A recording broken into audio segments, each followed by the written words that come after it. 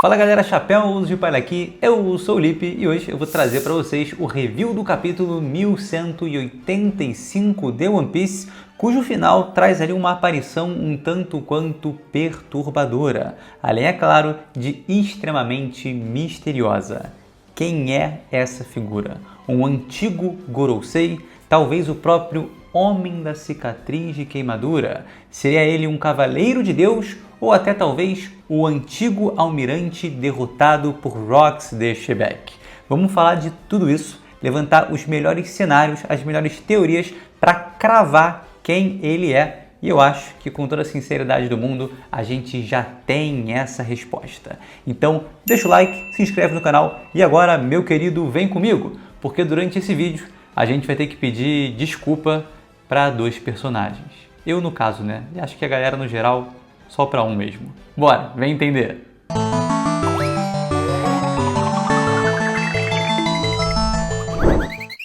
O capítulo se inicia com Reuven colocando o Brook sob os ensinamentos da Candela. Aqui é muito interessante, né? Porque a gente vai começar a ter o Brook sendo trabalhado ali como um esgrimista. E nesse momento ele serve como escudeiro dessa cavalheira. Então é uma interação muito legal ali, ele admira demais ela e a gente começa aquele trabalho de construção dele. A gente já sabe que o Rei Reuven é um benfeitor para o Brook e ele considera ele, cara, um dos seus grandes salvadores. E agora a gente vai começar a construir também essa ideia de por que a Candela é tão importante quanto o Reuven. O Brook, desde pequenininho, segue sendo um taradão aí, né? Pede pra ver calcinha, mas depois ele vai entender que não se pede pra ver calcinha sem falar kudasai, né? Em japonês, que no caso é um termo ali como um por favor, né? Então, por favor, pode me mostrar a sua calcinha? Então, nesse momento, ele tá aprendendo a fazer pedidos questionáveis. Maravilhoso, Brook, segue firme, garoto. E claro, um garoto como o Brook, né, muito ligado também à liberdade, não quer ficar só vinculado ali à escola e a gente começa a ver a sua criação como personagem. O que eu quero dizer aqui? A gente conhece o Brook como alguém educado à sua maneira, com muita etiqueta e, claro, também um verdadeiro músico, além de um excelente esgrimista. E aqui, logo nesse início, a gente já tem toda essa base que vai fundamentar o personagem no futuro. Ele quer tocar música, ele quer treinar esgrima, ele quer usar a roupa do comboio ali de batalha, né, para fazer parte ali do exército, ele também quer se tornar um pirata. Então a semente do Brook está sendo totalmente plantada aqui e justifica muito bem o personagem que hoje conhecemos. Bom, a Candela, ela é simplesmente maravilhosa, né? Sem tirar nem pôr, ela é muito incrível, ela cuida do Brook com muito carinho, dá lições para ele que são muito importantes. E olha essa carinha, gente. Ela vê o Brook ali dormindinho e depois cobre ele. E vocês aí tiveram coragem de falar que ela seria um cavaleiro de Deus repugnante, fazendo o que o Garlin fez em God Valley. Eu, graças a Deus, nunca falei isso. É sério isso? Olha o que você disse nos primeiros 5 segundos no vídeo do dia 3 de junho. Candela, a rainha de Espéria é uma agente do governo mundial infiltrada. Este elemento cara de pau. A vida segue, o treinamento continua, né? A Candela está ensinando ali para o Brook a arte da estocada e, claro, ele está interessado em saber que tipo de homem uma mulher tão encantadora como ela gostaria. E ela fala que é um homem ali muito renomado, alguém além do seu alcance e que foi por isso, para que pudesse ficar ao lado dele, que ela treinou tanto com a espada. E aqui a gente entende, né, que ela tá falando do rei Reuven e vai se criar uma relação muito bonita entre eles, mas existe um outro caminho para interpretar essa frase que a gente vai ver mais à frente no capítulo e que torna tudo um pouco mais perturbador. Mas só para deixar claro, tá? Até por esse outro painel aqui em que ela fala que só de estar do lado dele já é o suficiente, para mim, cara, garantido de ser uma menção ao rei Reuven. Inclusive, esse movimento aí que a Candela está ensinando para o Brook, ele vai reproduzir contra o Kizaru lá no arquipélago de Sabaody. Só que faltou aí um hackzinho do armamento, né, para ensinar pro garoto, mas tudo bem. O Brook continua fazendo perguntas descabidas de noção e leva um supapo da sua querida Candela, que está nada mais nada menos que ensinando ele como se comportar, né? Mas o Brook, nesse quesito, não vai mudar tanto assim. Inclusive, galera, vendo todo esse cenário aí do Brook com a Candela, vale lembrar que o Derek trouxe um vídeo aqui no canal falando que Thriller Bark pode ser uma parte do reino de Hesperia. E nesse capítulo a gente vê ali no jardim, né, um arbusto arqueado com algumas flores que lembra muito o que a gente viu lá também em Thriller Bark. Então será que de fato, né, Thriller Bark, que é uma ilha que foi, abre aspas aí, retirada do West Blue, é mesmo Hesperia, que também é dali? Seria esse outro elemento que conecta o passado do Brook ao seu presente? E a gente tem uma transição que eu achei muito bonita, né? Porque a gente está bem no passado do Brook, quando ele ainda é criança, treinando com a Candele. Então a gente passa para o momento em que ele já é adulto, tocando o seu violão. E nesse momento, ele assume o papel da Candele para treinar, né? Para ter ali como sua aprendiz a Shuri, que é a filha da rainha. Então é no caso ali uma transição de gerações, né? O Brook aprendeu com a mãe da Shuri e agora ele pega os ensinamentos da mãe dela e passa para a filha. E aqui tem uma menção muito poderosa, né? O Brook fala que a Lady Candele era como o sol do reino. E isso aqui é muito profundo, né? Porque o Brook, a gente sabe, ele vai perder a Candele.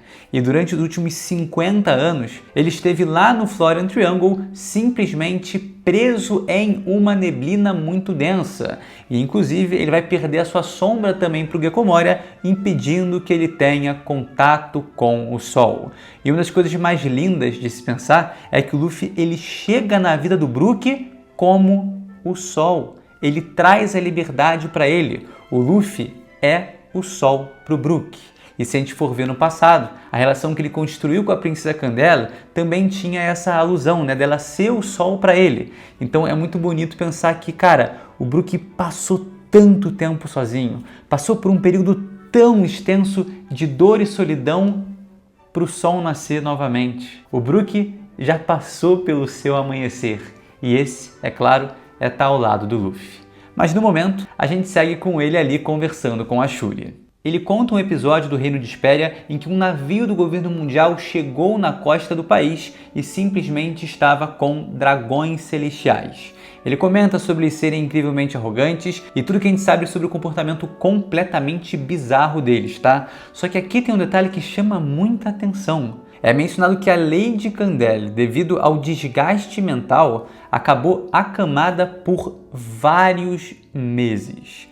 E isso é muito estranho porque dá a entender que ela simplesmente sumiu do holofote de todo o reino durante algum tempo. E a gente sabe que o governo mundial, que existe um comportamento ali de dragões celestiais que simplesmente pegam determinadas mulheres, levam para Marejoa e depois jogam ela fora como se não fossem nada, né? A gente viu isso acontecendo com a Jeanne, que foi considerada ali uma oitava esposa da Terra Sagrada de Marejoa.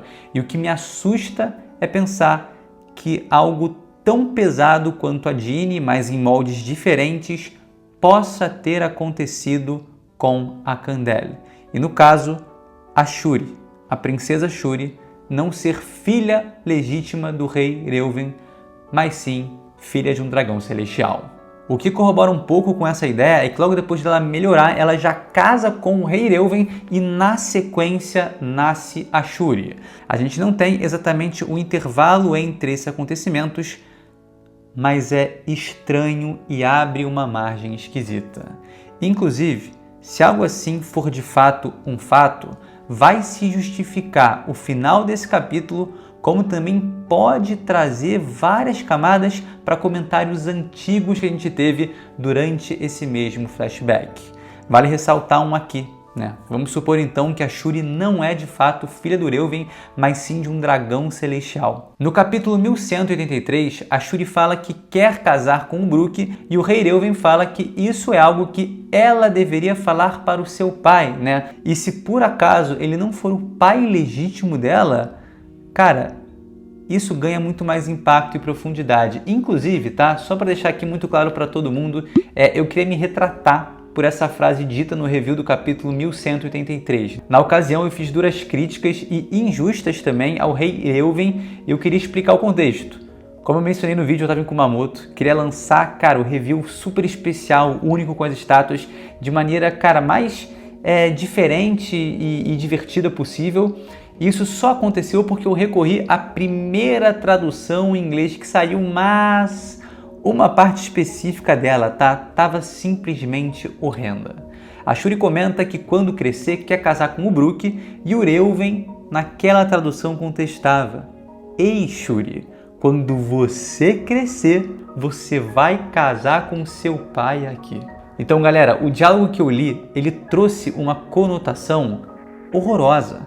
Aí a maneira que eu respondi a isso foi contundente, tá? Porque soa asqueroso. Eu acharia errado ver um contexto desse e não falar nada. Mas claro, aqui, cara, equívoco meu e reconheço. Eu escorreguei na banana, fiquei de rocks de pererecas. Porque a frase original, gente, não tem maldade nenhuma, muito pelo contrário. Era para você dizer esse tipo de coisa fofa pro seu pai aqui. O rei está fazendo alusão a crianças que, de maneira mais natural do mundo, dizem que querem casar com a mãe, com o pai, sem entender de fato o conceito de casamento, mas com aquela ideia, cara, genuína, ingênua e também linda, né, de ter o familiar ao seu lado a vida inteira. Então é um sentimento que provém do amor, do carinho, da admiração de uma filha pelo pai, da essência ali, né, da inocência, da pureza das crianças. Então assim, eu jamais problematizaria algo assim, né? Eu acho super natural e por isso eu retifico minha fala lá no review do capítulo 1183, além, é claro, de me desculpar também com o rei Reuven, que, pô, o cara não merecia isso, mano.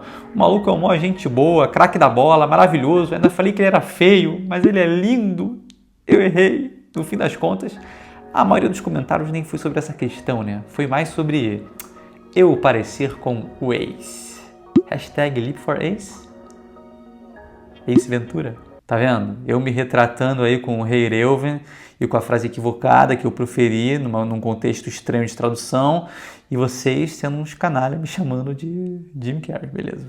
Tá. Justo, justo. E sobre essa questão da Shuri possivelmente não ser filha do rei Reuven, a gente tem outra menção nesse capítulo, lá no início dele, que também é curiosa, né? Quando fala sobre o nascimento dela, as pessoas viviam dizendo: "Quero ver o rosto dela, ela é tão fofa", ou, e aí finaliza esse diálogo, "ela puxou a mãe". E pelo que parece, ela de fato puxou muitas características da mãe, mas do Reuven a gente não consegue enxergar algo ali. Então fica aí também essa possibilidade, né, dessa frase de "ela puxou a mãe" e, abre aspas, apenas a mãe, ser um indicativo também de que o pai dela é de fato outro. Dito tudo isso, o amor prevaleceu, rei Reuven e Candele se casaram, e aí rolou, né, de ter o nascimento da Shuri no meio disso. A gente torce para que seja de fato entre eles dois, mas levando em consideração também a possibilidade de não ser, tá? É duro, mas é uma realidade que a gente já viu e também tem esse precedente em One Piece. Mas aí, cara, foi só celebração, foi aniversário, foi coisa linda, todo mundo queria ver a Shuri, uma festança do caramba, maravilhoso. E o Brook também diz que ama profundamente o rei e a rainha e jogaria fora a sua vida por ele, mais uma vez provando tamanha lealdade que ele tem, né? Mesmo com o sonho de ser um pirata, ele percebe que, cara, tem uma gratidão gigante ali que precisa ser direcionada ao rei Reuven e também à rainha Candele. E claro, a Shuri também, né? Que é filha deles, mas é porque ela é ela também, né? Enfim. E por mais que a Shuri ache que demorou demais ali para responder, cara, eu acho que sai do coração do Brook sim, porque nessa época ele ainda tinha coração, né? Ai, que piada linda. E aqui a gente tem uma sequência de painéis da Shuri com o Brook fortalecendo essa relação, né? Mostrando que, cara, existe um carinho muito grande ali, tanto dela por ele, quanto dele por ela. É ensinamento em combate, é partir pra curar ela, mesmo que ela tenha ferido só um pedacinho ali do dedo, é acompanhar o seu crescimento, é proteger ela da chuva e também um cachorrinho ali maravilhoso. Bom, é ser tarado como ele é ficar assustado também, e é muito curioso como vão existir vários elementos nesse flashback do Brook que fazem paralelo com os acontecimentos lá de Thriller Bark, né? Olha aí o Brook todo assustado com uma caveira, e quem é que vai virar uma caveira e vai assustar os outros? Pois é, exatamente o Brook. E aí a gente vê uma evolução muito carinhosa dessa relação, né? O Brook fica doente, a Shuri briga por ele, vai lá e faz comida, que é um gesto muito carinhoso de ser retratado aqui. O Brook adora o que está comendo, talvez o sabor não esteja tão gostoso, mas ele está fazendo algo que a Sora fez com o Sanji. Enfim, é uma alegria, é uma relação muito bonita sendo construída e, claro, está trazendo um sorriso no rosto do Brook, está trazendo um sorriso no rosto da Shuri. Mas, no ano em que a princesa completou 15 anos, a música desapareceu de Hesperia. Naquele ano, o país ele foi atingido por uma névoa densa, né? E tá aí mais um elemento que faz paralelo ao futuro do Brook, que já é seu passado agora nos momentos atuais, em que ele estava lá no Florian Triangle vivendo sob uma densa névoa. Só que aqui ela surge de uma maneira muito específica. Ela é uma névoa que permaneceu por meio ano e estragou completamente todos os instrumentos musicais, que eram tesouros nacionais desse país. Então, cara, essa névoa acabou se transformando em uma fumaça tóxica, envolveu toda a ilha e simplesmente a música sumiu. E com o sumiço da música num reino musical, pessoas foram perdendo a vida. A música cessou, a tosse das pessoas por todo o país começou e centenas de vidas foram perdidas. Atingido por eventos inacreditáveis, um após o outro, o país apenas se tornava cada vez mais exausto. A névoa desapareceu, mas suas cicatrizes continuaram empurrando a nação para o limite. O Brook tentava trazer alegria com suas canções, mas o ritmo já não era mais o mesmo, a corda não se sustentava e a melodia não era mais harmônica. E para completar todo o desastre que recaía sobre o reino de Hesperia, tal como a névoa do Florian Triangle tirou o sol do Brook, nesse momento também tira o sol do Brook. A rainha Candele falece numa sequência de painéis muito tristes, né? A gente vê ali a homenagem sendo feita a ela, Shuri em prantos, Brook não se aguentando e o rei Reuven simplesmente sofrendo perante ao seu túmulo. A gente vê até que na sequência, né, o Oda retrata o país inteiro em ruína, né, o seu palácio ali todo destruído, com as cordas arrebentadas, com a sua própria estrutura ali, de fato, em ruínas e simplesmente uma nuvem, como se não houvesse nenhum sol para brilhar nesse reino. Somos levados então para o Brook treinando com a Shuri e é muito curioso porque a princesa parece estar desenvolvendo um tipo de haki da observação avançado, né? Eu colocaria aqui que é pelo menos um haki da observação para ela estar conseguindo perceber o futuro, mas não diria que nesse momento ela consegue enxergar um futuro como Katakuri e muito menos como um Shanks, mas sim que ela tem uma proficiência muito boa e um potencial gigantesco nessa vertente do haki. Vale lembrar aqui que Oda já retratou também algumas outras personagens com esse tipo de potencial. Por exemplo, a Aiza lá em Skypiea.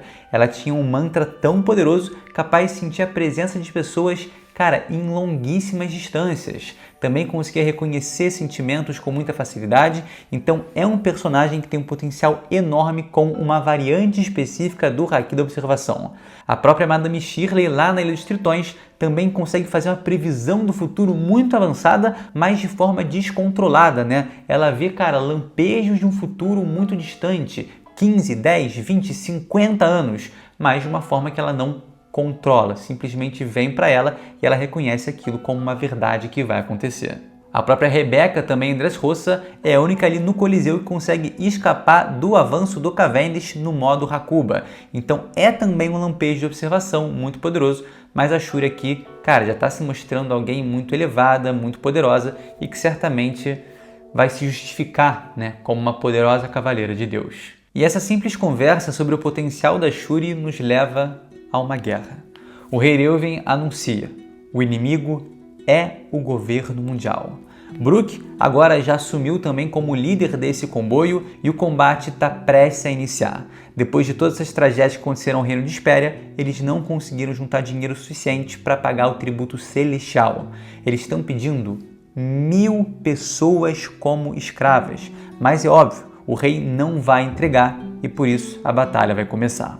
Os cidadãos do reino se mostram muito preocupados, né, acreditando que o país talvez já tivesse acabado. Eles temem por não se tornar uma zona afiliada ao governo mundial, porque assim viraria um país sem lei. A gente até tem uma menção curiosa aqui, né, de um país do West Blue, que é o mar onde eles estão, que desapareceu outro dia. E aqui a gente até poderia pensar que se trata de God Valley, né, que foi um país que também desapareceu e era do West Blue. E claro, teve uma interferência absolutamente gigantesca do governo mundial. Mas não, tá? Isso aqui aconteceu antes do incidente de God Valley. Então eles não estão se referindo a essa terra, mas sim outra região no West Blue que vai desaparecer por culpa do governo mundial. Então a gente tem Hesperia, a gente tem God Valley e anteriormente teve essa outra cujo nome não foi revelado. Bom, buscando alegria, o Brook segue com uma canção que é muito interessante. Ele fala naqueles mares tempestuosos, até mesmo o governo tem medo de se aproximar. E aí a gente lembra, lá em Wano, quando eles começam a chegar na região, cara, é muito tempestuoso, é um mar muito diferente. Até indo para o Onigashima, cara, é uma tempestade que só. Ali existem guerreiros chamados samurais e uma raça chamada gigantes. E a gente seguindo essa canção, percebe que ela fala mais especificamente ali, né, do final do Novo Mundo. A gente tem menção ao Wano, a gente tem menção também a Elbaf, é dito também sobre uma velha abelha invocada, e a gente vai lembrar aqui também, né, que no final do Novo Mundo a gente também tem a ilha Hachinosu, que é conhecida como a Ilha Colmeia. Então pode ser também uma alusão a ela. E dando sequência nas ilhas, a gente tem essa menção de nós estamos na beira do mapa. E que ilha estaria na beira do mapa se não a última ilha? Quem sabe essa não é uma menção à própria Laugh Tale. Só que aqui tem um detalhe muito interessante. Nosso nome é Casca Grossa de se Apagar. Então talvez seja na verdade uma alusão ao próprio reino antigo, porque o professor Clover menciona o nome desse reino tem potencial ali para canalizar os maiores segredos desse mundo. Então é possível que essa história esteja contando vários detalhes do passado, fazendo também previsões futuras, parecendo mesclar de tudo um pouco, tal como o Binks no Sake e tal como também o próprio mural de Harley. Então fica a questão, onde o Brook aprendeu essa música? Será que ele aprendeu de fato em Hesperia? Será que isso poderia justificar tudo o que vai acontecer com o país? Só que tem um detalhe muito interessante no meio disso tudo. Porque no discurso do Vegapunk, ele menciona que há 900 anos atrás, o mundo era composto por continentes maiores. Então, nessa música do Brook, ele está falando uma região específica com samurais, com amigos gigantes. Então, fala das abelhas, fala de tudo. Talvez esse final do Novo Mundo fosse nada mais, nada menos que uma região completa, né? Com a água do mar reduzida em centenas de metros, talvez tudo ali de alguma forma fosse só um grande continente. E talvez esse lugar fosse exatamente o reino perdido, o reino antigo. E por isso a música conclui ali falando que o seu nome é extremamente importante. E dessa canção somos jogados à invasão do governo mundial ao reino de Hesperia. A investida do governo mundial traz um número de combatentes maior do que o reino de Hesperia esperava. E o destaque aqui obviamente fica para o Brook, né, que avança em meio a diversos inimigos e vai passando por eles todos com seu Hanauta Sancho e a Hatsugiri. Em meio à tristeza daquela música de guerra, em meio ao som de espadas se chocando e gritos de morte, o Brook ele se mostra muito melancólico. Ah, princesa Shuri, os jardins onde eu costumava passear com você estão queimando agora. Ah, vossa majestade, o depósito de lixo onde eu costumava brincar com você também está queimando. E para o seu espanto, ao chegar no palácio do reino de Hesperia, a gente tem um cenário que se apresenta de uma maneira absolutamente bizarra. A gente tem o Brook encarando a princesa Shuri, que nesse momento parece ter matado ou estar no processo de matar o rei Reuven. E por que eu comento isso, né? O rei parece ter sido afetado pelo Dome Reverse de Musama, só que ele ainda continua nessa forma com as asas negras. Então é possível que nesse momento ele esteja quase morto, mas ainda vivo. Se a gente for checar o painel que ele está caído de face no chão, a gente vê que tem também a projeção ali de 2 chifres de sua cabeça. Então é possível que ele esteja no caminho para morrer, mas não esteja completamente morto. E o que é curioso é, se os dois estavam no Dome Reverse, por que ambos se enfrentaram? Será que Mu foi sádico o suficiente de colocar um pai e uma filha se enfrentando para ver quem venceria nesse combate? E a Shuri, por ser de fato superior na arte da esgrima, acabou efetivamente matando seu pai? É claro, esse cenário já é misterioso por si só tratando desses 2 elementos. Mas, gente, uma figura colossal se faz presente nesse salão.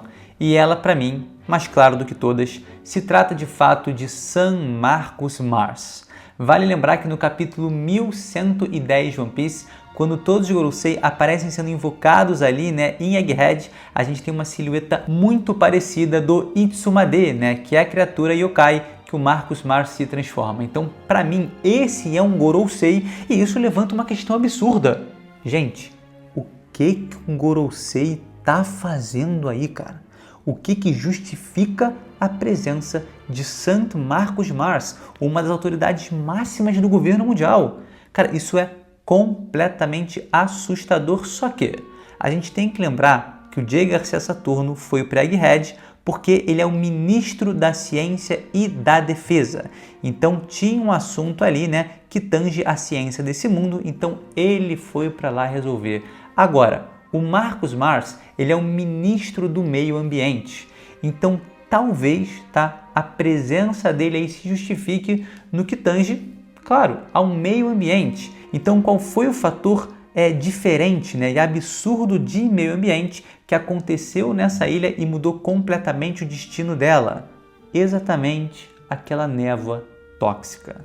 Muito provavelmente o Marcos Mars foi aí também como uma forma de entender o que pode ter acontecido, talvez pesquisado algum vestígio ou quem sabe até ter sido o responsável por essa névoa que fez todo esse desastre acontecer com Hesperia. E aí a gente trata do último elemento, né? Que eu imagino que muita gente vai pensar, será que ele é um almirante? Será que ele é um almirante que o Rox de Shebeck matou no Reverie?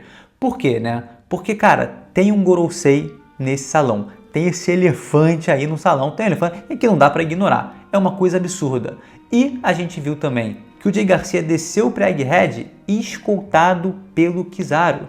Então, um Gorosei desce para o mundo acompanhado de um almirante. Só que isso aconteceu esse ano, na linha do tempo atual. Mas há 38 anos atrás, quando o J. Garcia desceu para God Valley, quem estava do lado dele era o Garlin. E para mim faz muito mais sentido esse homem aí não ser um Gorosei, ser potencial Gorosei, né? Ser no caso alguém que poderia se tornar um Gorosei, tal como o Garlin virou, mas sim ser nesse momento, cara, um cavaleiro de Deus de alto escalão. E por que eu falo isso? A vestimenta dele lembra muito a da própria Gunko. A vestimenta dele lembra muito também a do próprio Figarland Garlin, né? A gente tem até essa mesma capa aí, pomposa e tudo, tem até esses dois botões aí, né? Esses dois emblemas do governo mundial colocados nesse ponto da capa. Então, para mim, esse é um cavaleiro de Deus, tá? E aí tem mais um detalhe que eu quero acrescentar aqui. Vocês lembram da possibilidade que eu falei da Rainha Candela ter sido pega por um dragão celestial e a partir disso, né, ter gerado a Shuri? Então, eu acho, para mim, que esse homem que vem agora para o reino de Hesperia é simplesmente a maior figura da família Menmayer. E é por isso que quando ela vai e vira Cavaleira de Deus, ela tem o nome de Menmayer Gunko e não simplesmente Shuri. E eu acho que essa é uma tragédia que poderia justificar também, né, ela ter virado uma Lâmina de Deus, ter virado uma Cavaleira de Deus, porque no fim das contas, ela tem o sangue dos Menmayer. Então ela não foi adotada pela família Menmayer, ela é de fato uma Menmayer. O que torna todo o cenário, cara, muito mais cabuloso, né? Torna o cenário muito mais profundo e de fato terrível. A gente tem memórias com a Jeanne, da Bonnie, do Kuma, a gente tem pensamentos em relação ao que aconteceu com ela e é tudo muito, muito, muito trágico e pensar que agora pode estar passando mesmo, cara, é terrível, né? É terrível e eu preciso comentar outra coisa. Eu acho impossível olhar pra cara desse maluco e não lembrar do Shiryu da chuva. Cara, eu olhei, bati o olho e falei, que Shiryu? O que ele tá fazendo? Mas, cara, não pode ser.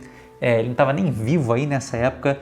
Pode ser o pai, pode ser uma coisa, mas eu acho que não, tá? O nariz é diferente, o queixo também tem detalhes ali que não conversam, então eu não diria que é o Shiryu, de forma alguma, tá? Mas aí tem algo curioso aqui, né? Porque a aparência do Shiryu remete, obviamente, ao Shiryu e traz à tona um comentário que ele fez, né, sobre o Hinokizo, o homem da cicatriz de queimadura, possivelmente ser alguém com ligação ao governo mundial. Será que esse homem que a gente está vendo aí nesse momento, ele vai abandonar o governo mundial? E talvez nessa tentativa de sair das garras de Musama, ele possa ter passado por um processo, cara, de segundos, tal como o J. Garcia passou, que seu corpo foi simplesmente incinerado em segundos. Talvez ele tenha começado esse processo de pegar fogo e algo aconteceu, talvez por próprio entendimento, e simplesmente anulou essa questão. Só que aí ele pegou fogo, talvez tenha o corpo todo queimado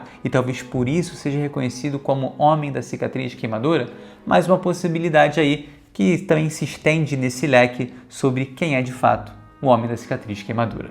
Inclusive, sobre a relação dele possivelmente ser o pai biológico da Shuri, tem um detalhe curioso. O Oda faz questão de esconder os olhos dele.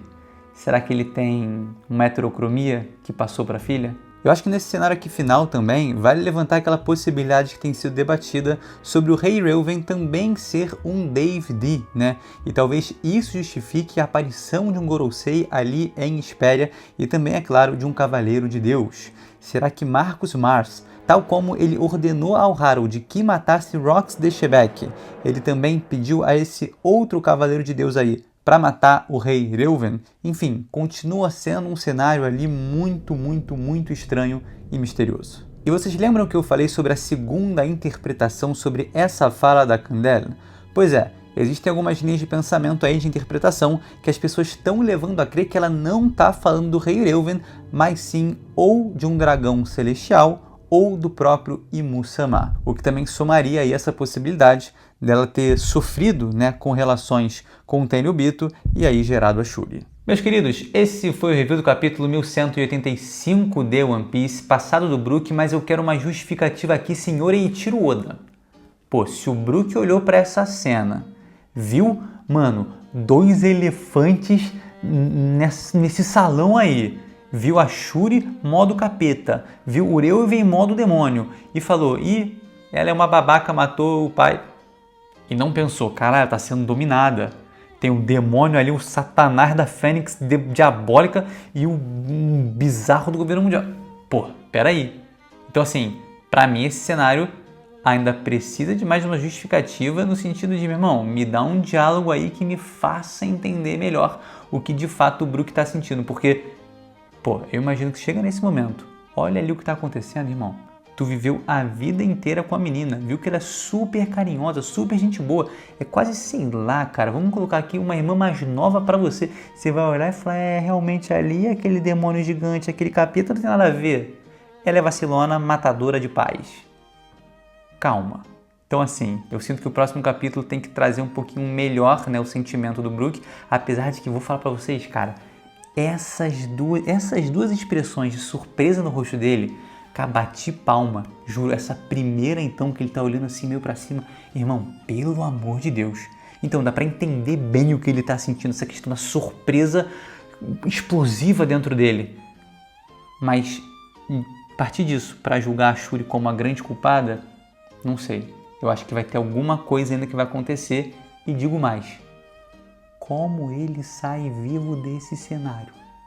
Um Gorosei, o demônio ali de um cavaleiro de Deus de lendário absurdo. Mano, que loucura, que loucura. Enfim, o início do próximo capítulo vai ser show de bola. Gente, esse foi o review. Deixa o like, se inscreve no canal. Tamo junto, beijo, um queijo. E é nóis. Brook vai pra cima, tu é brabo. Sim. Copa do Mundo. Vamos, Brasil. Let's go.